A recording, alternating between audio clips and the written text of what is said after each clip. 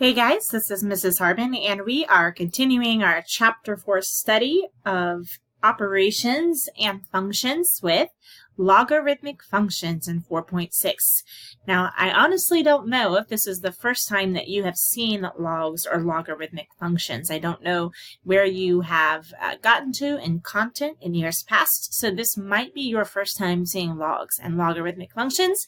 And yes, it's a big word, and yes, it might be a little confusing with the spelling, but logarithmic functions really are not that complicated. They're quite simple, which I hope you see by the end of our class today.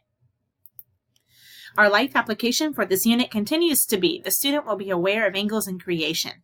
Just as each geometric angle has a precise measurement when properly aligned with the measuring tool, so too, the angle that the student's life takes will have a precise direction if he is properly aligned with God's Word.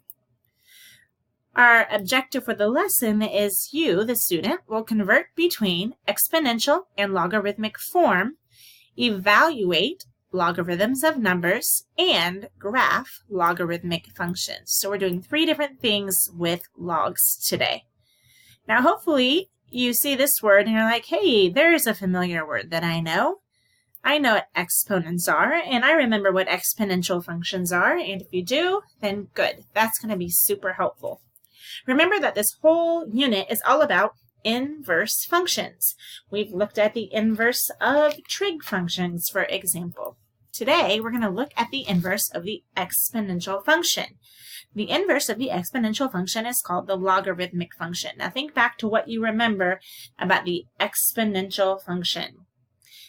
All right, hopefully you remember that the exponential function looked something like this. F of x equals 2 to the x. The exponential function is the function that has a variable as the exponent. It is not the power function. The power function was something like this, x cubed, where your variable was the base, but your exponent was known. Here, your base is known, but your exponent is the variable. Remember that exponential functions looked something like this. They had that shape. And there were some properties of exponential functions that we are going to point out in just a moment.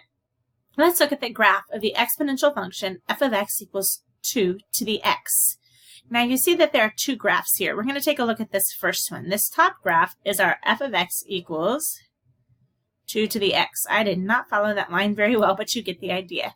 And what we see about this function is that it passes through the point 0, 1.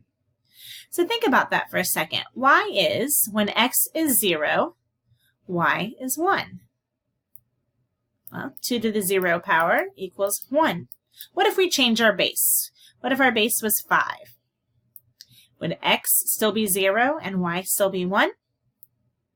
Yes, it would, every time. Because no matter what our base is, any base raised to the 0 power is 1. And so every single exponential graph will go through this point, 0, 1. Every single one. So on the top here, we have our exponential function.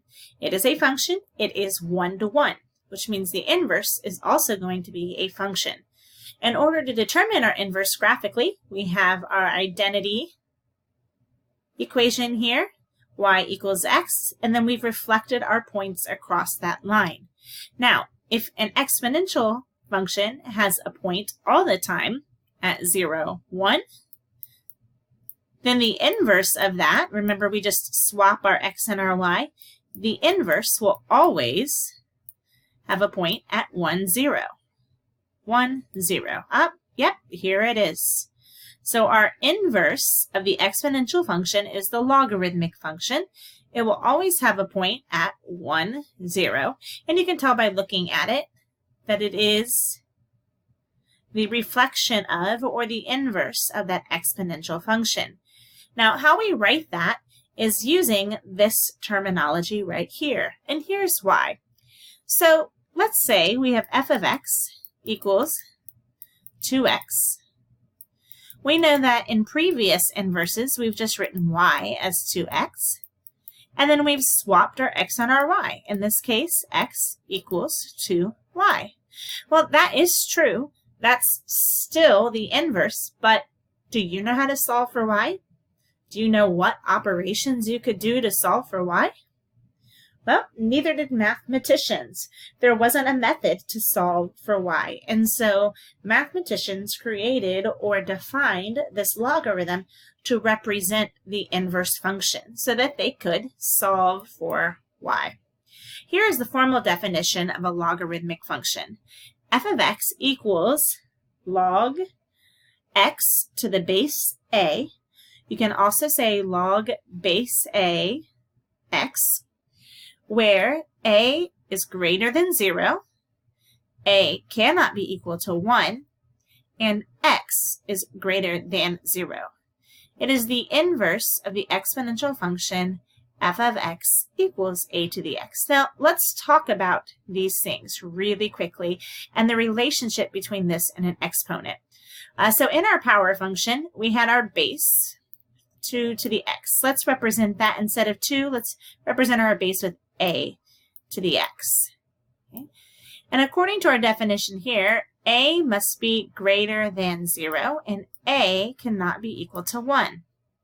Well, if we make our base 1, and our x is 1, what's our answer going to be? 1.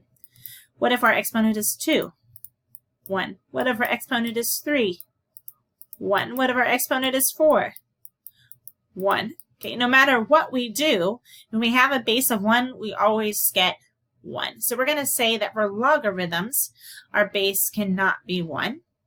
Our base must be greater than 0. And our exponent, has to be greater than 0 as well. Okay? All right, so let's look at this and how these two things are related. Talking about some terminology here, in our logarithm, a is our base, y is our logarithm. It's basically just the exponent from our exponential function. And x is called the argument. It's not labeled for you here, but I'll go ahead and label that for you. X is the argument. Okay. Log x to the base a, or the log of x to the base a is y, is equivalent to a to the y equals x. All right, remember we said when we were trying to find inverses before, we would just switch the x and the y, and we would get x equals 2 to the y. And we didn't know how to solve for y. Neither did mathematicians. If you look, that's this right here. And so they defined this logarithm, which is really just a different way to write this exponent. So what they've done is, using this word log for logarithm, they've taken the base and put that here. They've taken what was the exponent, that becomes the logarithm here. And the answer, if you will, to the exponential function, that y, what was y when we invert it, goes here. So if we wanted to write x to the 2y as a log, we would write log, our 2 becomes the base here, our y is what comes after our equal sign, and our x is our argument. So log 2xy. In order to convert back between the two, we're just base, exponent, argument.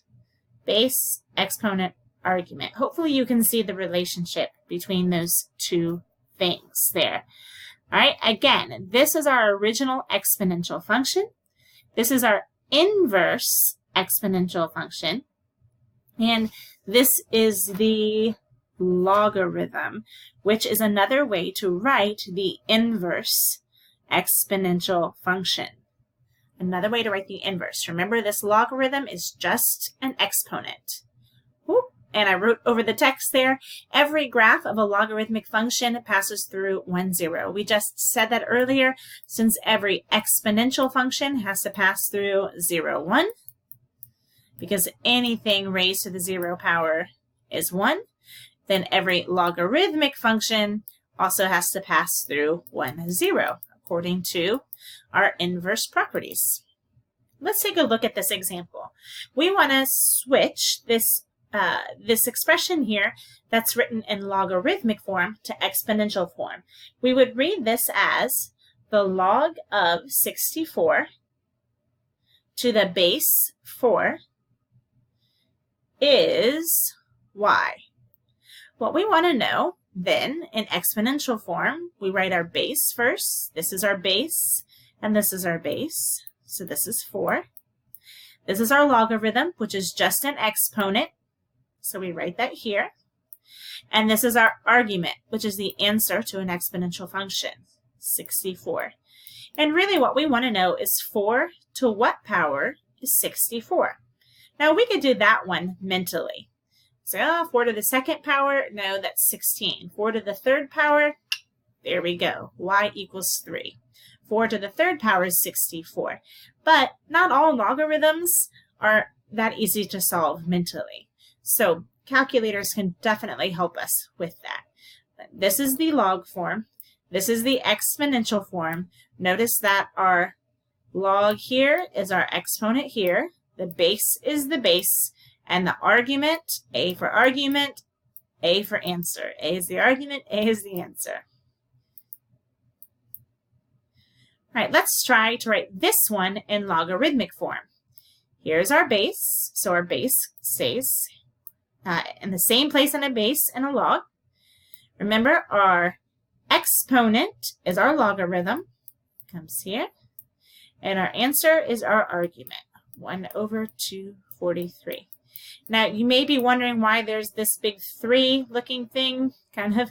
It's because that's the order that we will write these in. 3, and then we would write the 1 over 243 next, which is what you see, and then the equal sign and the exponent equals -5. So this backwards 3 might be helpful in helping you remember how to write this. We would write this as 3 to the -5th equals 1 over 243, or the log of 1 over 243 to the base 3 is -5.